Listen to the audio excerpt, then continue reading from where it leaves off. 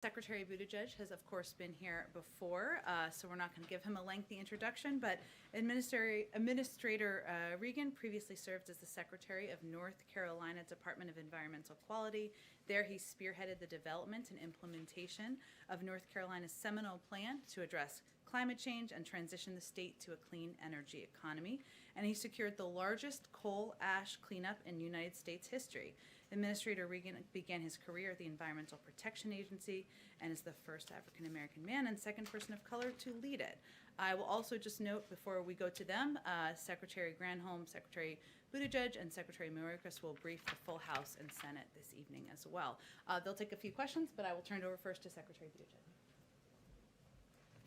Thank you, Jen. Good afternoon. Let me start just by saying that we know that the cyber attack on the Colonial Pipeline is affecting fuel supply for some Americans. And throughout the administration, we have been working around the clock to help Colonial return its pipeline back to normal operations quickly, safely, and securely. The President has directed us to bring all government resources to bear to help Colonial to resolve this. And we're working to assess the impact of the temporary pipeline shutdown on our national fuel supply, while also working to help alleviate any potential shortages when and where they occur. I can tell you that I've been on the phone multiple times a day with the White House, with fellow cabinet secretaries and other leaders, including Administrator Regan. We'll be doing everything that we can to reduce the impact that some Americans could see at local gas stations in some areas until the pipeline is brought back online. Colonial has announced that they're working toward full restoration by the end of this week, but we are not taking any chances. We are doing everything that we can in the interim to make it easier to move fuel to the places that need it. Since Friday, our interagency response group has been examining all contingencies, coordinating with Colonial, and working closely across the interagency to help alleviate any potential supply disruptions. For our part in transportation, the department has been working across our different modes of transportation to help make sure that fuel can get to the communities that need it as safely and as efficiently as possible. Our Maritime Administration, or MARAD, has completed a survey of the availability of vessels that are qualified to carry petroleum under the Jones Act in the Gulf and up the eastern seaboard. The Department of Homeland Security is standing ready to review any requests for a temporary waiver of the Jones Act from companies that demonstrate that there is not sufficient capacity on Jones Act qualified vessels to carry specific shipments of fuel in and around the region. Our Federal Motor Carrier Safety Administration issued an hours of service waiver, which provides greater flexibility to drivers transporting gasoline, diesel, jet fuel, and other refined petroleum products to 18 states. On Monday and Tuesday and into today, several states have issued emergency declarations that allow truckers to carry additional weight on state roads. Now, the White House and DOT have determined that 10 states can use existing federal major disaster declarations that are currently in place to allow those states to issue permits that allow drivers to temporarily carry additional gasoline that would ordinarily exceed existing weight limits on federal highways in their state. Each state has to follow its own procedures to issue these permits, but this determination provides them with added flexibility to move fuel more efficiently if they need to. PHMSA, our Pipeline and Hazardous Materials Safety Administration, is temporarily relaxing enforcement of certain pipeline operator qualification rules to make sure that emergency personnel can manually get help to get the pipeline back up and running as needed, and are in frequent touch again with the pipeline operators about safety. In addition to these steps, we are continuing to monitor the situation as it develops so that we can help anywhere that we can. For our department, our mandate and our mission revolves around safety, and so we are working hard to maintain safety while also providing much needed temporary flexibility to minimize disruptions to the American people. And DOT is in regular contact with state and local governments and with members of Congress, as well as with retailers and other companies in the sectors that are impacted. And of course, we're in constant contact with our partners across the federal government to coordinate the response. So together, we are working to assess the impact of the shutdown, offer emergency assistance, and of course help Colonial return to normal operations. Our top priority right now is getting the fuel to communities that need it, and we will continue doing everything that we can to meet that goal in the coming days, and we'll continue to keep everyone apprised. Importantly, this incident also reminds us that infrastructure is a national security issue. And the reality is that investing in world-class, modern, and resilient infrastructure has always been central to ensuring our country's economic security, our national security, and as we're seeing right now, that includes cybersecurity. Thank you all. I'll turn it over to Administrator Regan.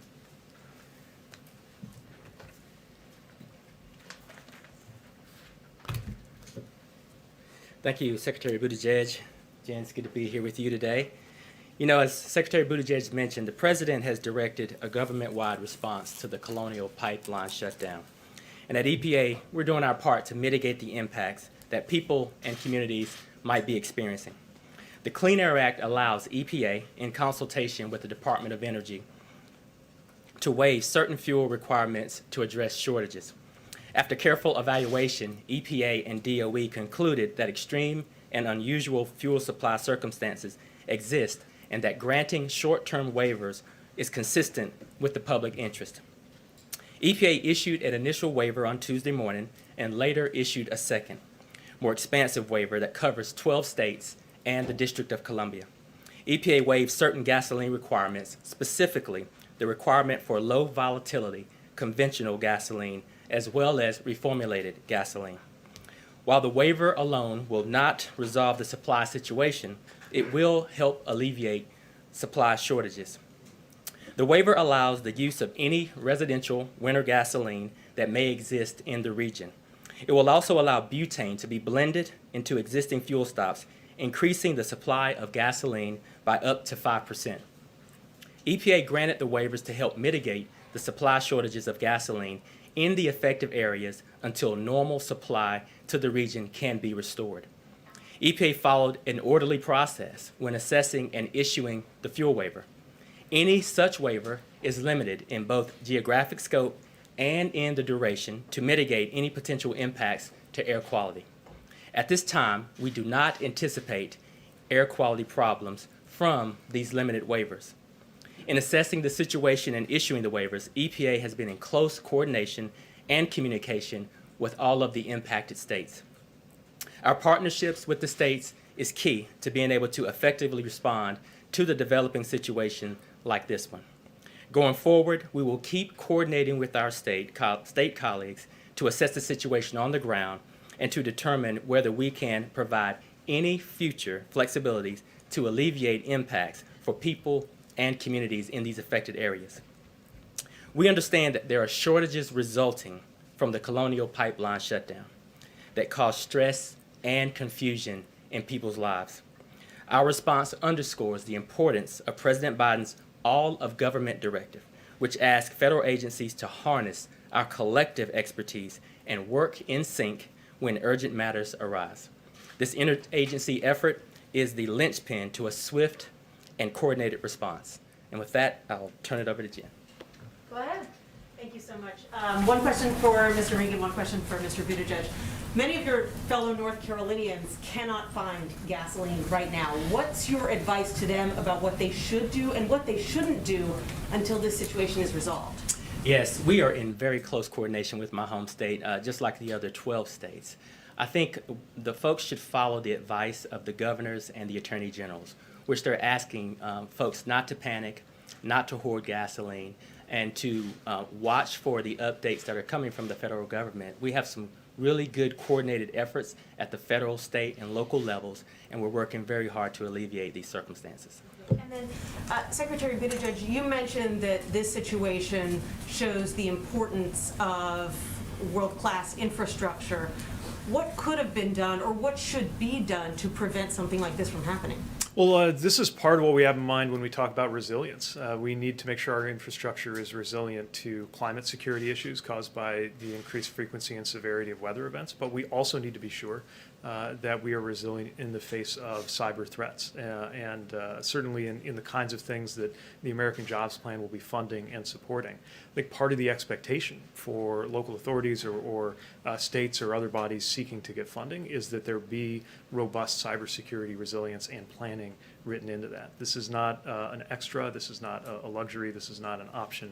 This has to be core to how we secure our critical infrastructure, and that includes infrastructure that is not owned and operated by the federal government. We're being reminded that private companies and often local authorities own and operate so many of the critically important utilities and other infrastructure we count on. Here. Secretary Buttigieg, does the fact that this one ransomware attack could take down roughly 45% of the East Coast's fuel supply mean that we should be building additional pipelines going forward? Well, in this case, this was an issue about how a cyber attack impacted a pipeline that's there. I'm not sure it really speaks to the number or quantity of pipelines or their throughput. I do think it reminds us that we need to make sure that we have the most resilient and flexible infrastructure for the future, especially when it comes to something like energy. We've now had, you could argue, 2 major wake-up call experiences, one in Texas and now one here, each with a different cause, but both reminding us about the work that we have to do as a country. Jeff? Mr. Secretary Granholm yesterday said that she expected this issue to be resolved by the end of the week, more or less. Is that still your expectation? And So- go ahead. I'll defer to announcements from the company on their process. Again, PHMSA is in touch with them to review any plans that they have. I would emphasize that there is a lot that is involved in getting a pipeline up and running again. And so there's the announcement, then there's the actual process, and then some time for that to be fully up and running, which is one of the reasons why we're not wasting any time and haven't been since even over the weekend in taking the steps that we need to mitigate any shortages, even things that could happen while the pipeline is getting fully online, but before that's completely taken place. And just to follow up for you, perhaps for both of you, you described the permits and the waivers to allow other ways of getting fuel to these affected areas of the country. Is that working? Is that fuel arriving? We've gotten indications and feedback that the hours of service waiver has had an impact, and we expect that the waivers will as well, but obviously they're very new, and so we'll be closely looking for feedback both from companies and from states on how that's going. Anything with that? Well, I will add that these waivers are working.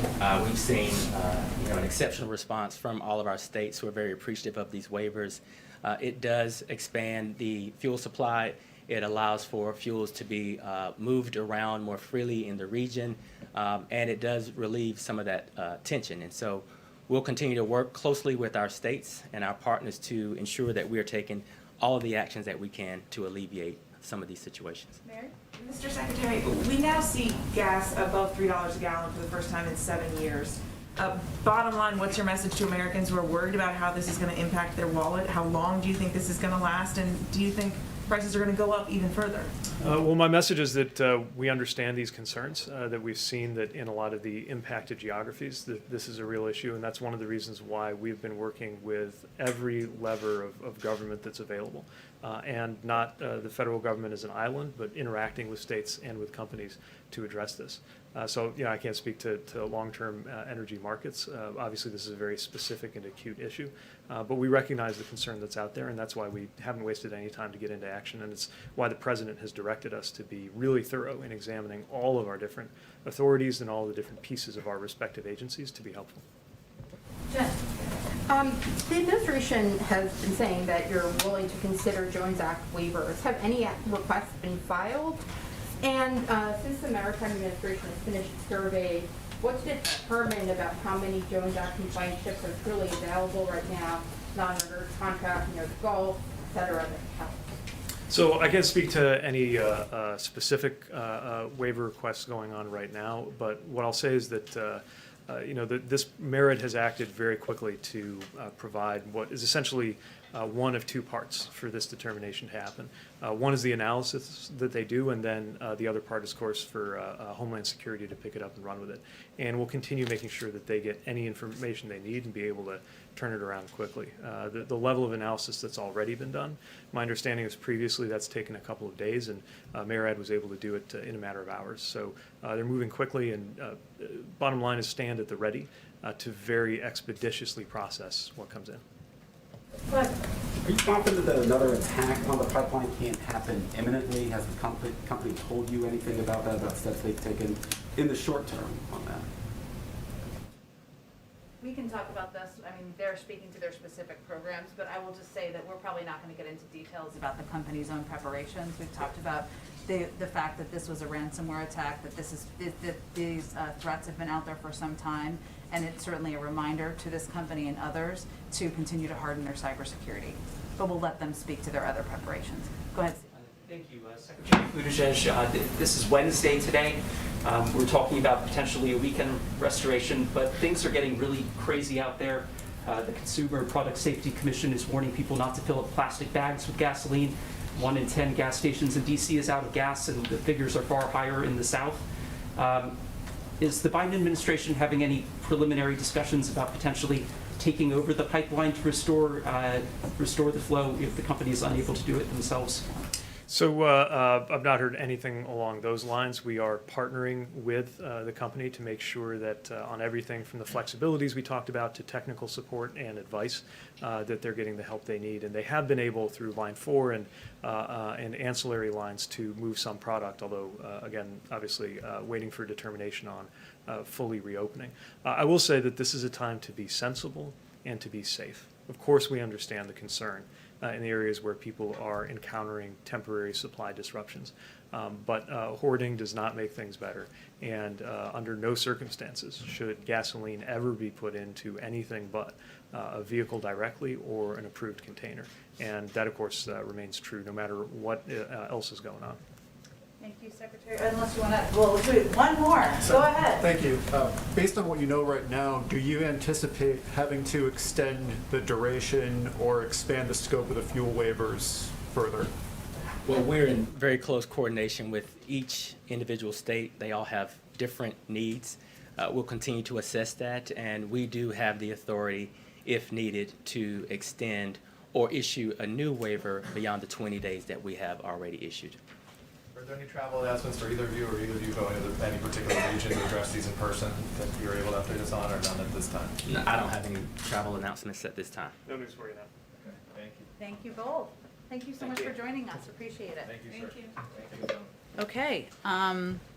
All right, I have another kind of hard out here at 1 o'clock. Sorry, lots going on, but we will get to as many questions as we can. I do have a couple of additional details of outreach from the White House to governors I just wanted to convey to all of you. Our White House Director of Intergovernmental Affairs, Julie Rodriguez, has been in contact with a range of state and local leaders to discuss the administration's response, obviously, as have officials from a range of agencies. In separate calls with chiefs of staff from Governor Hogan of Maryland, Governor Northam of Virginia, Governor Wolf of Pennsylvania, Washington, D.C. Mayor Bowser, and Nashville, Tennessee Mayor Cooper, Julie had productive conversations outlining the actions we have taken to address the supply challenges, including, of course, EPA's waivers expanding gasoline supply. In each of these conversations, she welcomed feedback, encouraged close coordination. I would also convey to you that Secretary Granholm, who was here just yesterday, also hosted a conference call yesterday with the governors of the 14 states impacted by the Colonial Pipeline as a part of our ongoing effort to remain closely engaged with state and local leaders. I also wanted to provide an update on the Restaurant Revitalization Fund. As of today, SBA has received more than 147,000 applications from women, veterans, and socially and economically disadvantaged business owners, requesting a total of $29 billion in funds. Businesses that qualify for grants should expect to receive the funds within 2 weeks. Already, $2.7 billion of relief funds have been distributed to 21,000 restaurants across the country already. And I would also note that Congress has also set aside $5 billion of these funds for applicants with annual pre-pandemic gross receipts of not more than $500,000. On top of that, the Administrator Guzman from the SBA set aside $500 million in funding for applicants with less than $50,000 in receipts in 2019 to ensure those smaller restaurants, bars, food trucks, and other dining establishments have access to those funds. Go ahead, Jonathan. Thank you, Jen. First, just wondering, I believe the meeting is still ongoing. Do you have any readouts at this point of the Big Four meeting with the president? I do not have a readout of the meeting that's ongoing. That's just in case. But- Maybe they slipped you a note. I can convey to you that, one, I would expect they will go to the stakeout. I would also expect that we'll have a written readout later this afternoon to provide to all of you. Setting that aside, two other matters then. What is the president's response to Congresswoman Cheney's speech last night in which she denounced former President Trump's big lie and said the Republican Party needed to stand for fair and free elections, and then her subsequent ouster this morning from her leadership position? Well, let's start with the facts. More than 80 judges across the country threw out lawsuits attempting to overturn the outcome of the election. And on January 6th, this moment in history, we're looking at their hearings on Capitol Hill about the events on January 6th. Our nation's capital was attacked, our democracy was attacked, and 6 people lost their lives. So it's disturbing to see any leader, regardless of party, being attacked for simply speaking the truth. And as the president said last week, it's hard to understand. But our belief, his belief, is that the American people will have to make their own decisions about whether the reaction by the people they elected to represent them should be embracing and elevating conspiracies and attacks on our democracy, or whether it should be standing up for ideals that have historically been owned by both Democrats and Republicans representing the country throughout history. And one other matter, the escalating situation in Israel. Does the administration plan to drop their objections to a UN Security Council statement? Are there any plans to appoint an ambassador to Israel anytime soon, or to reopen the consulate in Jerusalem that deals with these Palestinian issues? Well, first let me give you a bit of an update on our outreach. And some of that we haven't read out to all of you because a lot of it has been happening privately. There's been a lot of activity and engagement around these developments over the last few days. Just since this weekend, we've had more than 25 high-level calls and meetings by senior U.S. officials with senior officials from Israel, the Palestinian Authority, and Arab partners and other stakeholders, including the Qataris, the Tunisians, the Jordanians, the Egyptians, who, as you all know, have an important role to play in the region as we work to move toward de-escalation.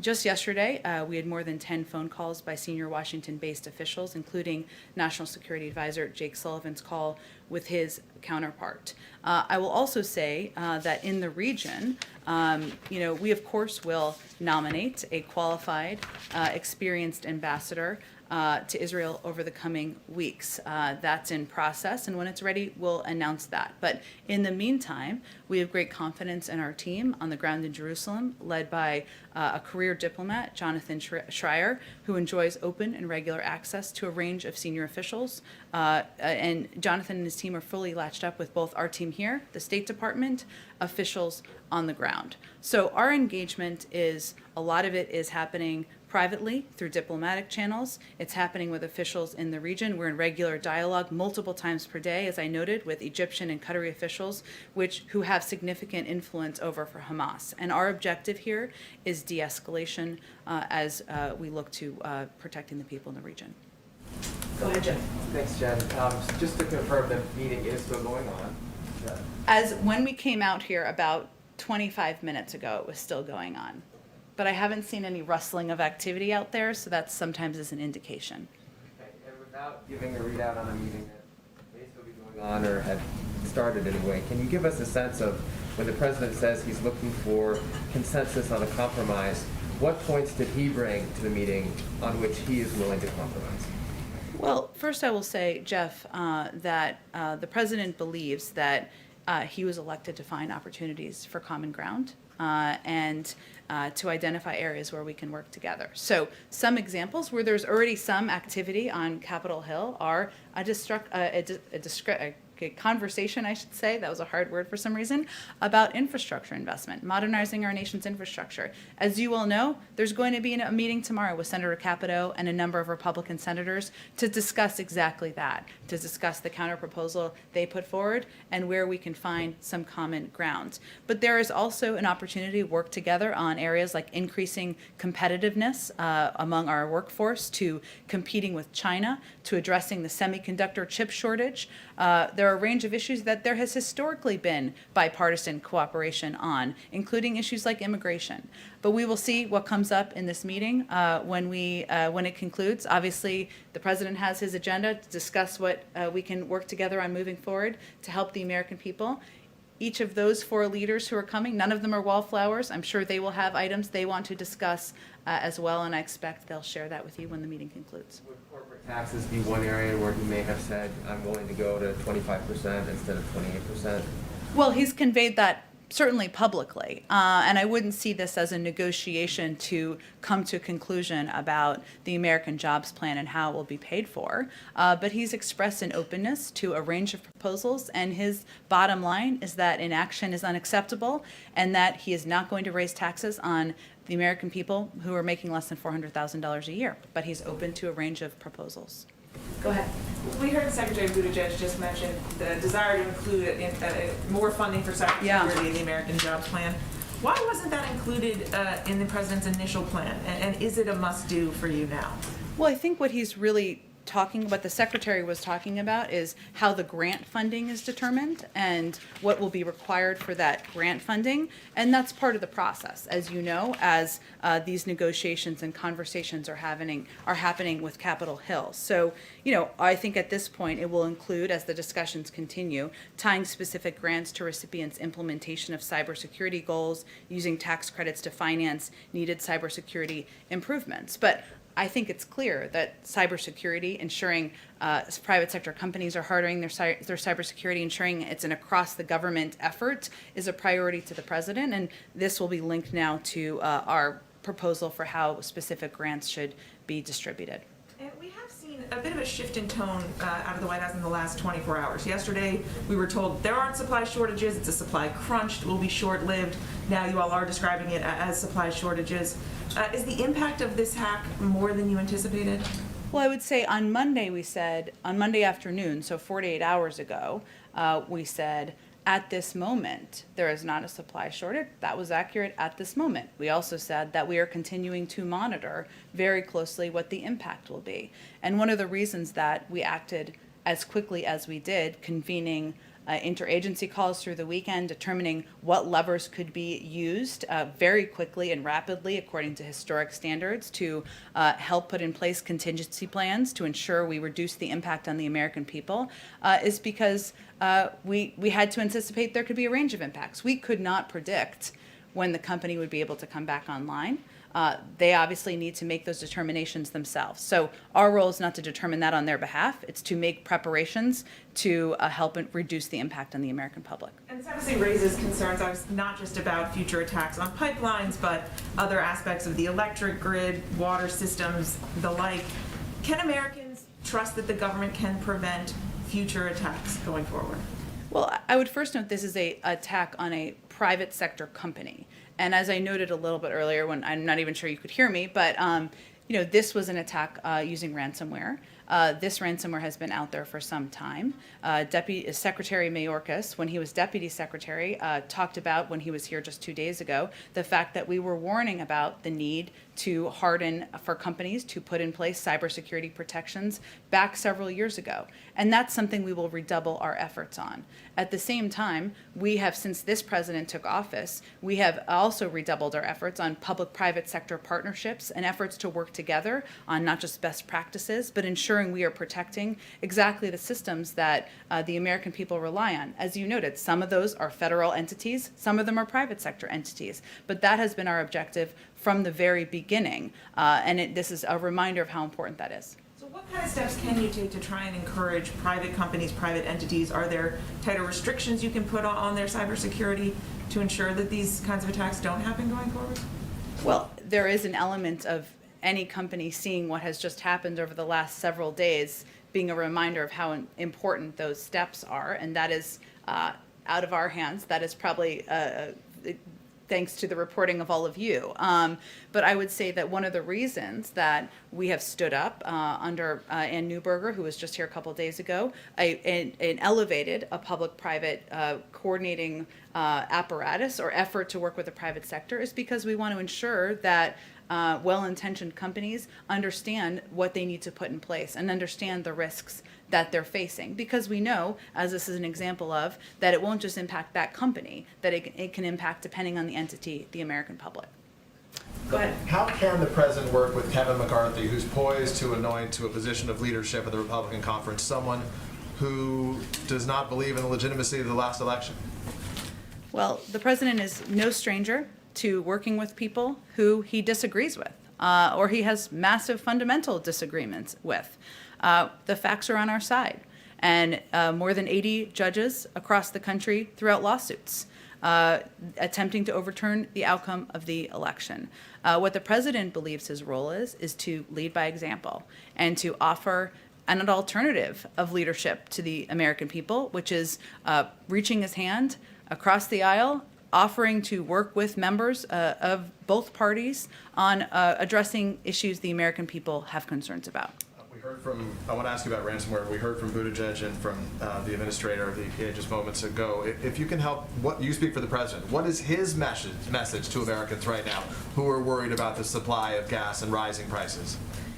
His message is, I understand, and I am doing everything I can, using every lever of government to ensure we reduce the impact on the American people and their lives. Whether it is because they want to do travel for the weekend, whether they are going to visit their grandchildren because they just got vaccinated, just to incorporate another objective, or whatever it may be. And his concern his focus from the very beginning is, do not halt. Act. I need you to act. I need you to take action to put every step in place that is possible. Did Colonial, I think I know your answers to these, but I want to ask them. Did Colonial pay the ransom already, or will they pay it? I would send you to Colonial to answer that question. Of course, the guidance from the FBI is not to do that. Does the U.S. government know whether they paid or intend?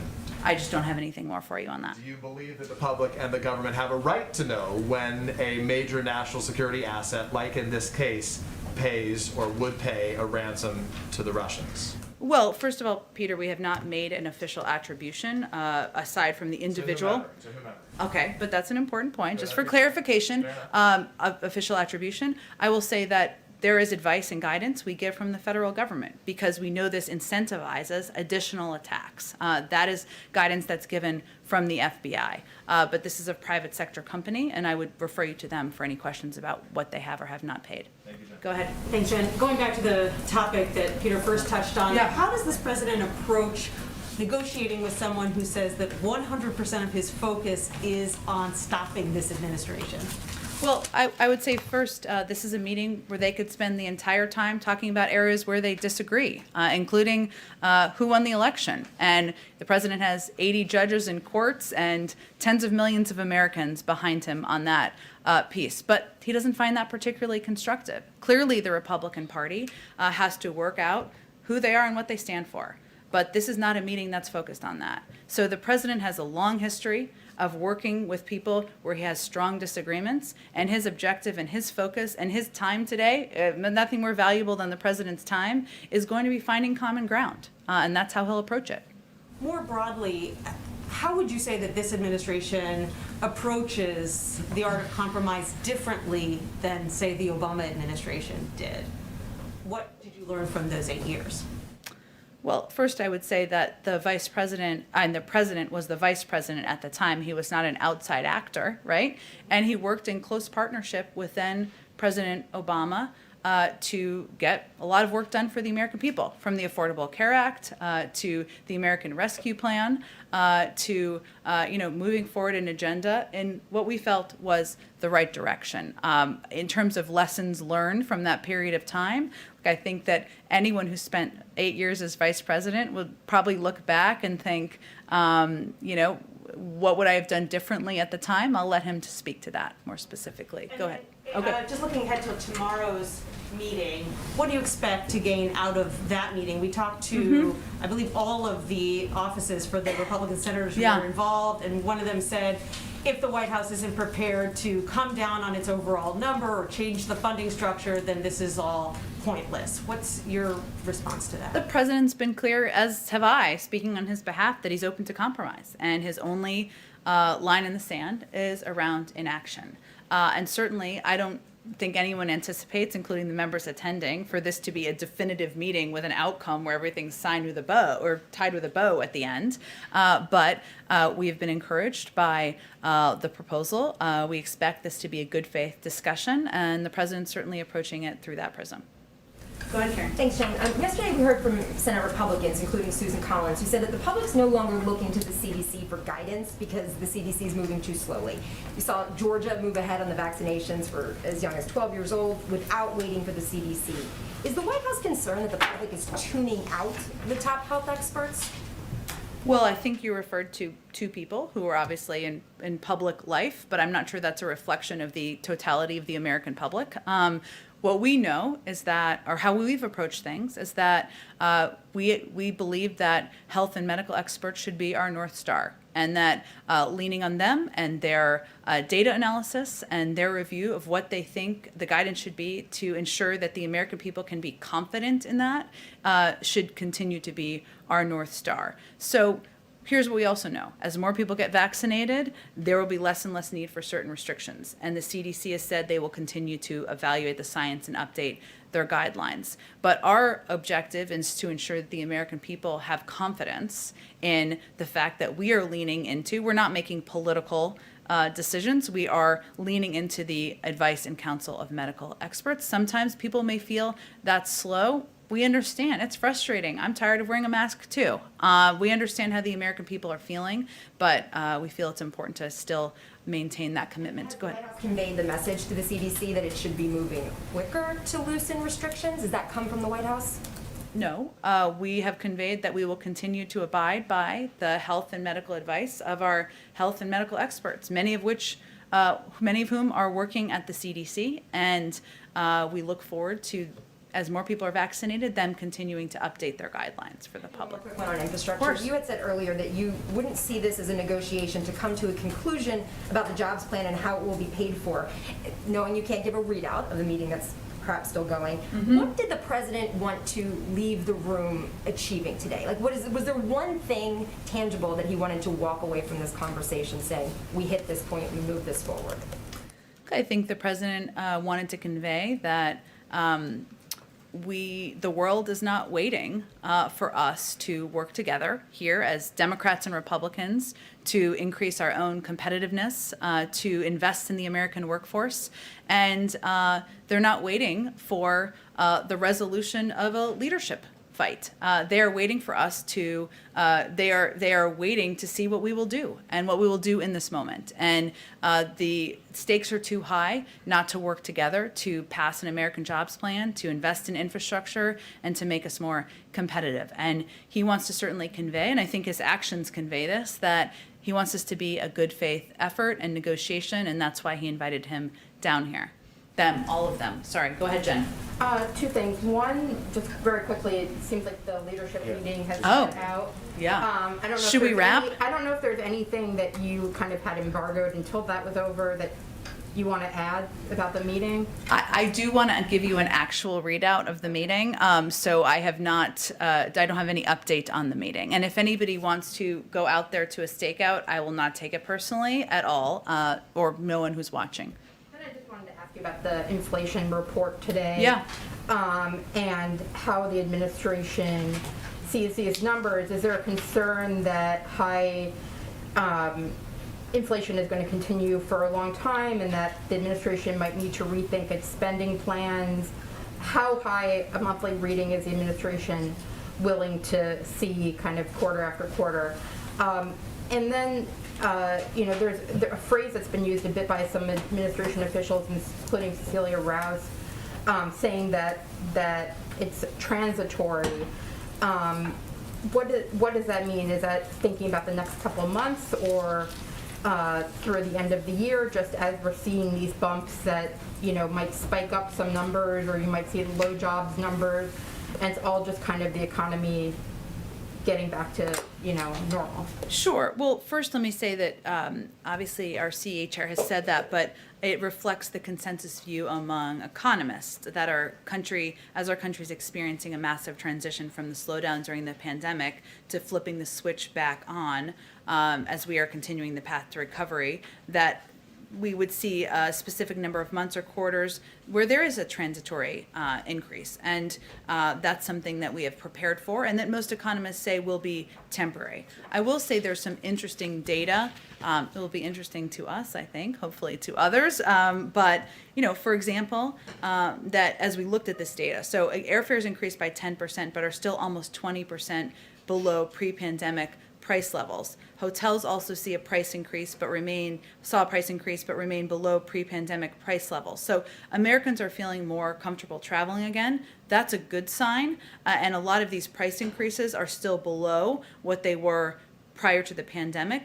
We're also seeing in the data that some of the price increases impact are a reflection of the supply chain pressures. So if you look at used motor vehicle prices, that accounted for more than a third of the increase, and that it was an impact in large part because there are fewer new cars, and as a result, there are more. And that is an impact of the semiconductor chip shortage, right? So there's a couple of data points that are specific to this moment, and we knew just as the economy sort of shrunk and shut down, that as it's turning back on, there would be some of these impacts. But we are constantly tracking. We have shared our expectations on inflation. As we experience this massive transition, we continue to chart our path to recovery, and we know that number of the investments that we have proposed were long needed even before the last several months. Just one bigger picture question. You have these surprising inflation numbers. The jobs number was much lower than expected. Situation in Israel, the pipeline. Does it suddenly feel like the external world is turning on you guys, or that you suddenly are juggling a lot more crises, or any concern about that? That's what we're made for here. We certainly know that, and the president knew from having served as vice president for 8 years, that when you walk in and you're the leader of the free world and you're overseeing a country that is still working its way through a pandemic and an economic recovery, that you have to be prepared to juggle multiple challenges, multiple crises at one time, and that's exactly what we're doing at this moment. Go ahead, Courtney. Thanks, Jen. I just wanted to follow up on what you said about the president nominating an ambassador to Israel in the coming weeks. I wanted to go back to Jonathan's question. Is the president considering reopening a consul or consulate general in Jerusalem? And then more broadly, when can we expect the president to announce his more high-profile ambassadorships? And will that come before he travels in June? It's not timed to a trip, I will say, but I would expect we'll have more in the coming weeks. They go through a process of consideration and obviously final decisions by the President of the United States. In terms of the question about reopening the consulate, I would certainly point you to the State Department. They may have already addressed that, but they'd be the appropriate entity for that. Go ahead. Thanks, Jen, and thanks for continuing to take questions despite this weird situation. I know, but it's okay. I know people wanted to go out there, but yeah. So I've got two questions, Okay. For two areas. I'd like to ask quickly about jobs and also about a couple of press freedom issues, which of course I imagine is important to everyone here. The first one on jobs, the Brooklyn Chamber of Commerce just polled 200 small businesses, found 64% are having trouble hiring people, 42% of them cited the higher COVID-19 unemployment benefits. The University of Chicago separately estimated 42% of people are getting more money not to work than they would have in their previous jobs. President Biden said on Monday, quote, no one should be allowed to game the system, and we will insist that the law is followed. Has the White House done anything to instruct states to more severely enforce the rules on unemployment benefits? We certainly expect any state is enforcing the law, but I would say that what we've seen across the majority of economic data and from the majority of economists is that the biggest impacts and factors are the pandemic and the fact that we're still recovering from a pandemic, and people having concerns or issues with childcare or fears if they're not yet vaccinated about going back to a workplace. And there are a number of steps we've put in place, including assistance to restaurants, as I noted earlier today, to small businesses to ensure they have that vital assistance at this point in time. And obviously for bigger companies, we've been encouraging them to use some of the $1.4 trillion in assistance they've received to pay higher living wages. But But those are the range of factors that most economists believe are the issues at this point in time, even though we look at data over the course of several months. And over several months, we've been creating about 500,000 jobs a month. So when President Biden says that, he's basically just putting it out there that states should enforce it and that people should comply with the rules in place, not necessarily that there's anything new the federal government's doing. Well, we certainly expect states to abide by the laws, as I'm sure you do. Did you have a second question? Yes, I do. I'd like to ask about a couple press freedom issues. On Friday, we learned that the Justice Department last year seized the phone records of several Washington Post journalists. The Biden Justice Department defended this, saying that it was the sources they were after, not the reporters. But there are some press freedom advocates who are pretty concerned about that defense. Trevor Timm of the Freedom of the Press Foundation said that the Biden Justice Department gave a disturbing defense of the practice. Bruce Brown, the executive director of the Reporters Committee for Freedom of the Press, said that it raises serious First Amendment concerns. Do you, as the government's top press officer, have concerns about reporters' records being taken, including in this instance? Well, given this was an action taken by the last administration and the Department of Justice oversees, obviously, our legal actions, has already spoken to it, I'm not going to have anything additional to add. The second part on press freedom is this marked International Press Freedom Day, which was celebrated on Twitter by the Secretary of State and the Vice President, who wrote, "A free press is critical to democracy." The whistleblower Edward Snowden responded by writing, "This would be more persuasive if the White House wasn't aggressively seeking a 175-year sentence for a publisher of award-winning journalism," is referring to WikiLeaks publisher Julian Assange. The Obama-Biden administration was infamous for taking a heavy hand toward reporters and leaks, including taking the Associated Press's call records and calling a Fox reporter a possible conspirator. But the Obama Justice Department decided not to prosecute Assange for fear of setting a precedent that could be used to prosecute journalists dealing with classified information.